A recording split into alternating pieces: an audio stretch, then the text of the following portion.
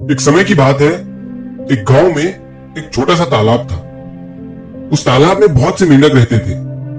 उन मेंढकों में एक मेंढक ऐसा था जो बहुत ही लंबी लंबी छलांगे लगाया करता था। मतलब कि जो नॉर्मल मेंढक कूदते हैं, जंप करते हैं, उस मेंढक की कूदने की क्षमता उससे कई ज्यादा थी। और उसे देखकर दूसरे मेंढक बहुत खुश हुआ करते थे और उसकी तारीफ भी किया करते थे। लेकिन वो जो मेंढक था, वो अपनी इस एबिलिटी पर ज्यादा ध्यान नहीं दिया करता था और वो ज्यादातर अकेला ही रहता था।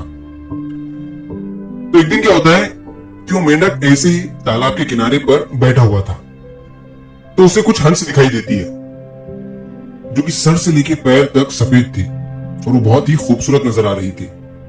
वो हंस पानी पर चल रही थी, उड़ रही थी। तो वो मेंढक ये सब देख रहा था। अब क्या होता है कि वो मेंढक उन हंस की तरह बनना चाहता था, तो वो रोज उन्हें देखता है, उनकी तरह ही दो पैर पर चलने की कोशिश करता है और उसकी जो टर टर वाली आवाज थी वो उसे बदलने की कोशिश करता है। लेकिन वो ये भूल रहा था कि वो एक मेंढक है। वो कितनी भी कोशिश कर ले, आखिर में वो हंस कभी नहीं बन सकता है। तो एक बार जब वो मेंढक हंस की तरह चलने की कोशिश कर रहा था, तो उस मेंढक के पैर में जोरदार मोच आ जाती है, जिसकी वजह से उसे घर पर ही आराम करना पड़ता है। अब कुछ दिन गुजरने के बाद वो मेंढक ठीक हो जाता है और अब जब वो मेंढक तालाब के किनारे बैठा हुआ होता है, तो वो एक बंदर को देखता है। वो देखता है कि वो बंदर एक पेड़ से दूसरे पेड़ पर लंबी लंबी छलांगे लगा रहा है। जब वो मेंढक उस बंदर को देखता है तो वो बड़ा खुश हो जाता है।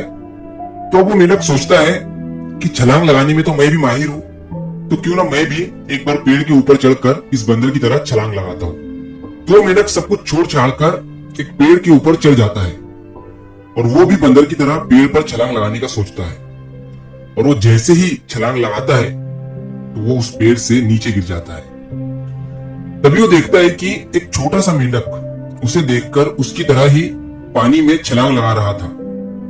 जब वो उस छोटे मेंढक से पूछता है कि तुम मुझे देखकर ये क्या कर रहे हो, तो छोटा मेंढक इस बड़े मेंढक से कहता है कि मैं आपकी तरह बनना चाहता हूं। आप इस तालाब के सबसे तेज और लंबी छलांग लगाने वाले मेंढक हो। और सिर्फ मैं ही नहीं, बल्कि दूसरे और भी मेंढक है जो आपकी तरह छलांग मारना सीखना चाहते हैं। ये सुनने के बाद वो मेंढक हैरान हो जाता है और वो उस छोटे मेंढक से पूछता है कि आखिर तुम मेरे जैसा क्यों बनना चाहते हो। तुम उस बंदर को देखो, वो बंदर तो मुझसे भी लंबी लंबी छलांगे मारता है और वो भी पेड़ के ऊपर। तुम उस बंदर की तरह क्यों नहीं बनना चाहते हो।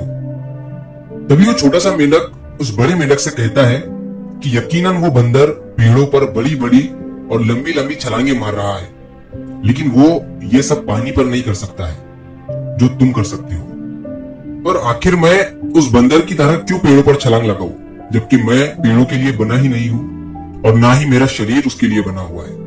मैं एक मेंढक हूं और मेरे पास पानी पर छलांग लगाने की क्षमता है, जीभ लंबी करने की क्षमता है।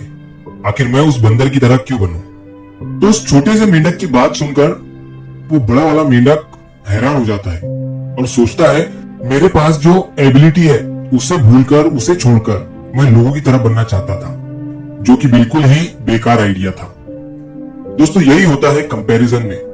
कंपैरिजन हमसे हमारी खुशियां छीन लेता है और जो हमारे पास होता है उस पर पर्दा डाल देता है। हमारे पास कितना भी कुछ भी हो, लेकिन हमें दूसरे के प्लेट में ही ज्यादा दिखता है। और कुछ चीजें ऐसी होती है जो नेचुरली हमारे हाथ में नहीं होती है। जैसे वो मेंढक कितना भी कोशिश कर ले, वो एक बंदर या फिर एक हंस नहीं बन सकता है। उसी तरह हम कहाँ पैदा हुए, किन लोगों के बीच में पले बड़े, हमारे आसपास की सिचुएशन कैसी थी, ये सब हमारे हाथ में नहीं होता है। लेकिन फिर भी हम अपने आप को उस इंसान से कंपेयर करने लगते हैं जिनकी अर्ली लाइफ हमारी लाइफ से बिल्कुल ही अलग थी। जिस तरह से एक जानवर का शरीर दूसरे जानवर से अलग होता है और अलग सिचुएशन के हिसाब से बना होता है, उसी तरह ही और नेचुरली भी अगर हम देखें तो सभी इंसानों की सोचने की और समझने की क्षमता भी अलग अलग होती है। इसीलिए कंपैरिजन छोड़ो, अपनी स्ट्रेंथ पर फोकस करो, क्योंकि असली जीत वही है जब तुम अपना बेस्ट वर्जन बनते हो। तो मैं हूं आपका दोस्त एसके, और अगर आपको ये कहानी पसंद आई हो तो इस वीडियो को लाइक करिए और ऐसी कहानियों के लिए हमारे चैनल को सब्सक्राइब जरूर करिए। मिलता हूं मैं अगली बार इसी तरह की कहानी के साथ। तो सब्र करो, शुक्र करो और जिंदगी में आगे बढ़ो।